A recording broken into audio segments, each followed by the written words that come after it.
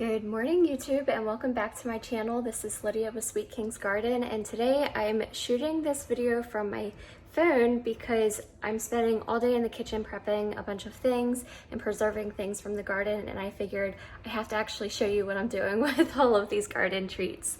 So I have about 2 pounds of black strawberry tomatoes and a little bit of those prairie fire tomatoes, and today's agenda is to make sun-dried or dehydrated tomatoes with herbs and oil. So I am going to show you what I do. Now last year I did not have a dehydrator, and if you don't have a dehydrator, don't worry, you can still do this with your conventional oven, and I will provide some guidance if you are doing this the oven roasted way, but I will also show you the dehydrator that I have as well. So let's get started. So this is what about 2.7 pounds of tomatoes look like. Of course it will vary by size, but as you can see, the black strawberry tomatoes are about like grape tomatoes, and then the prairie fires are oblong. So they're not huge tomatoes that I am working with. So now I'm going to slice each of the tomatoes lengthwise in half. So for the prairie fires, they will be in half lengthwise, and then the black strawberry tomatoes are just in half. And I am going to add them to a bowl, which we will then season and mix, and then they will be ready for the dehydrator.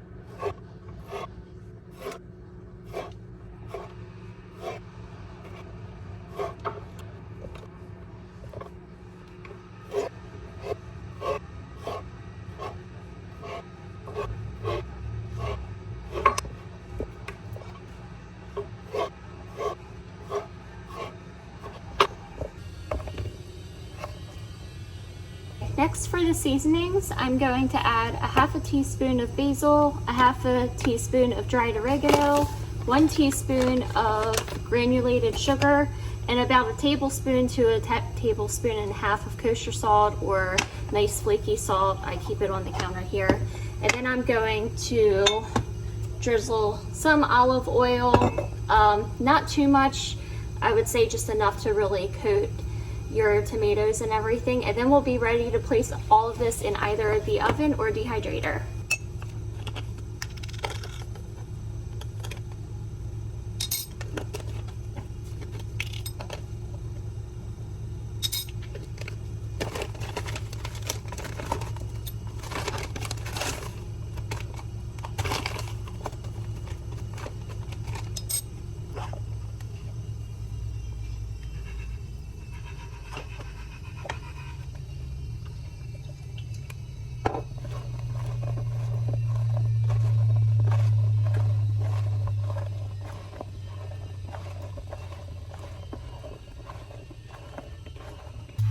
I'm also apologizing if you hear my dryer, my washer going off in the background. It always sounds like an airplane. So I have a Nesco Garden Master dehydrator. I actually asked for this for Christmas, so I know we're talking about summertime right now, but if you are interested in gardening and preserving your harvest, this is my first year having a dehydrator and I'm absolutely loving it. I'm experimenting with a lot of different things, and it's just a great way to preserve the harvest. So there are plenty of different dehydrators on the market, so feel free to either request one as a gift that matches a budget or your own budget, but I will be dehydrating these tomatoes at 135 on my dehydrator. Now last year I did not have a dehydrator, so I roasted them in the oven at the lowest possible setting. So I just checked my oven, and the lowest temperature that mine goes down to is 170 degrees Fahrenheit. So you will have to check on your tomatoes, I'd say every couple of hours. Last year when I roasted these tomatoes, I kept the oven door cracked just so that it didn't make it too moisture inside the oven, if that makes sense, because essentially you want to cook out all of the liquid that's in these tomatoes, because the goal is to have these tomatoes shrivel up and concentrate in flavor with all of those really nice herbs that we added to the mixture. So if you have your oven, set it to your lowest setting, and then grab a cookie sheet, spread parchment paper, and what you're going to do is you're going to add your tomatoes face down. So cut side that has the seasoning on will be facing down on your cookie sheet. If you have a dehydrator, I personally, my dehydrator came with these little silicone trays. Last week when I made these sun-dried tomatoes for the first time, I did notice that they really sweat a lot of tomato juices, so this kind of helped catch some of that instead of them just going straight through the larger grates. So if you are using a dehydrator, I do recommend putting some kind of mat down first, and then same thing, you're going to put your tomatoes face down on each tray. You do not want to overlap your tomatoes, but you can certainly add as many tomatoes that will fit onto your tray. And for my particular dehydrator, I am going to rotate my trays, so swap the orientation, because my dehydrator has the trays that stack up. Some of them I think, and the heat comes from the top. Some dehydrators, the heat comes from the back, so you don't necessarily have to alternate your trays when you're cooking. So I'm going to put all of the black strawberry tomatoes on one tray, probably two, because I have a lot more of those than I do of the prairie fires. And then I'll put the prairie fires on a separate tray, because what we want to do is remove the tomato once they're done cooking. We don't want them to burn and char, but we certainly want them to cook all of the moisture out as possible. So if you are dehydrating or baking your tomatoes and you have a different variety of sizes, I would definitely suggest that you arrange your tomatoes in the way where you have one tray with a similar size and then another tray with either a larger or smaller size. And that just makes it easier, so you don't have to pick individual pieces that are done. Last week when I did this for the first time using my dehydrator, again at 135 degrees Fahrenheit, it took about 13 hours. So I am going to switch the orientation of my trays at about hour 6 or hour 7, and then keep an eye on it as it gets closer. So this is what my first tray looks like. I'm just really enjoying dehydrating my harvest, because this is one of those set it and forget it kind of things where you don't have to really babysit it, unless of course you are making these in your oven. I know last year when I made them, thankfully I was working from home at the time, so I had that peace of mind that I was in the house as I had the oven on. So just consider that this may be one of those like rainy day type adventures that you embark on if you know you're not leaving the house. But very similar to sourdough, you also want to consider it could take up to 13 hours, maybe more, depending on how large of a tomato you're working with. So if you have to get up in the middle of the night, consider that as well. Try and work backwards. These are all of the prairie fire tomatoes. It did not fill up a full tray, so I'm not going to add any more to that tray. I'm just going to work on the third tray, which will have the rest of my black strawberry tomatoes. So ultimately, these sun-dried tomatoes will go in oil, and they will be shelf stable for about a year, and which I'm very excited about that, because my husband and I love adding sun-dried tomatoes to our meals. It just adds like a special homey, just rounds out so many great meals. It just elevates them so much. So I'm excited to have these as a shelf stable item that came from our garden. But you also don't have to preserve these in oil. You can certainly just pack them as they are in a mason jar, dried. You also don't have to season them or put oil on them. So if you prefer just to not add any seasoning or oil, but dehydrate them, you can certainly do so. If you do, you can just put the tomatoes where the cut side is up, and then you'll be good to go. But because these are seasoned, we're putting cut side down. All right. So here we have tray number 1, tray number 2 with the prairie fires that will settle right on top. And then we have tray number 3, and that will go on top here.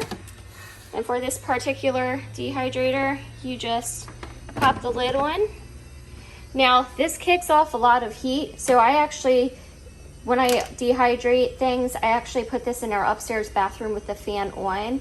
But it's very simple in terms of just navigating. You just press the start option, you hit this button over here to first tell you the time. I'm gonna set it for about 6 to 7 hours or 6.5 hours, and then temperature, I'll lower it down to 135. But I love that this dehydrator has a nice guide here. So because tomatoes are a fruit, you would use 135 degrees Fahrenheit as your guide. It is the next day. Just kidding, it's actually a week later. I promise my sun-dried tomatoes haven't been sitting in the dehydrator that long.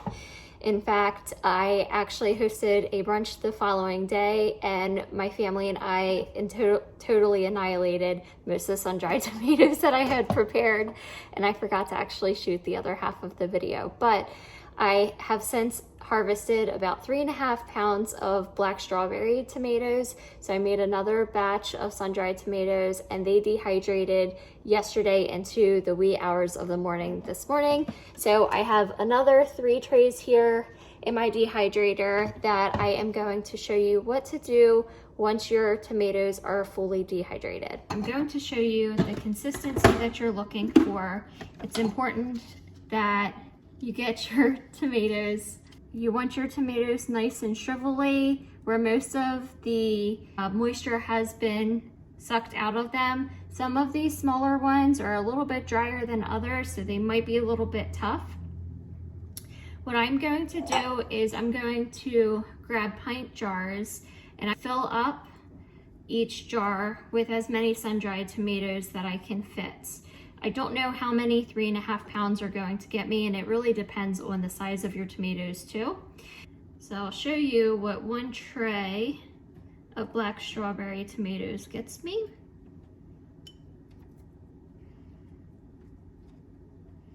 Okay, so that's 1 tray, and I'm going to pack this jar up until the first rim here.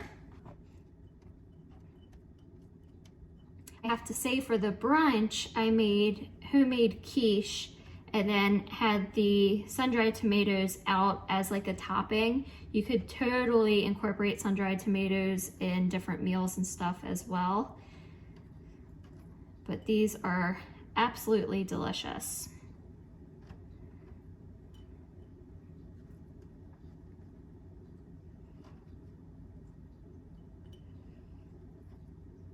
It's also crazy to think how compact 3.5 pounds of tomatoes will get you in just a single jar.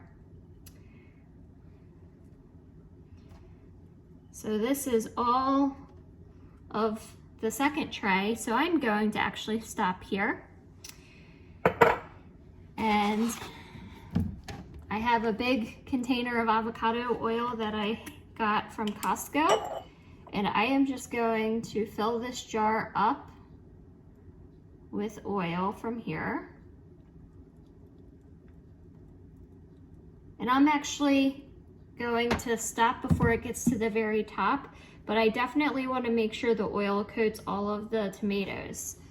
So this is what a can of sun-dried tomatoes looks like. Absolutely delicious. So I have a smaller jar here that I'm going to put the third and final tray of sun-dried tomatoes in.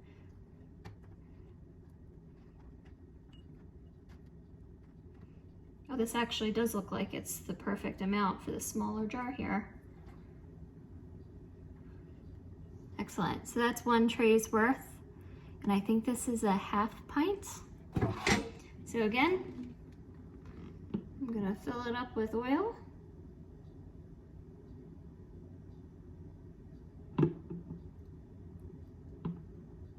Excellent. And I'm leaving just enough headspace.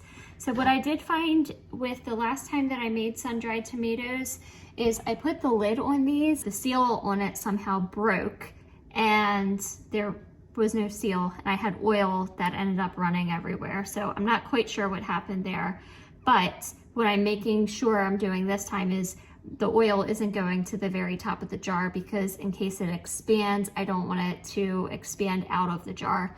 I think that's what happened last time. So this is all for the sun-dried tomatoes.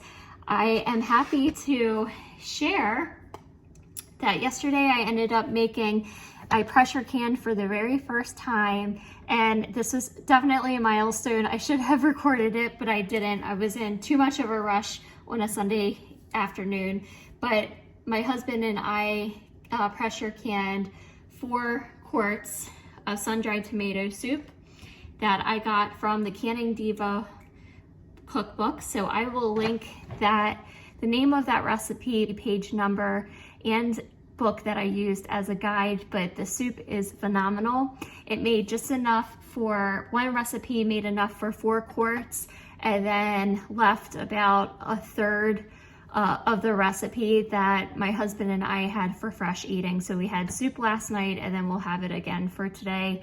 Ironically, it's the middle of the summer and the past 2 days have been in the high 80s, but it's just comfort food and it tastes super yummy. And it just made me super happy because I was able to use homegrown, homemade sun-dried tomatoes in addition to some fresh tomatoes.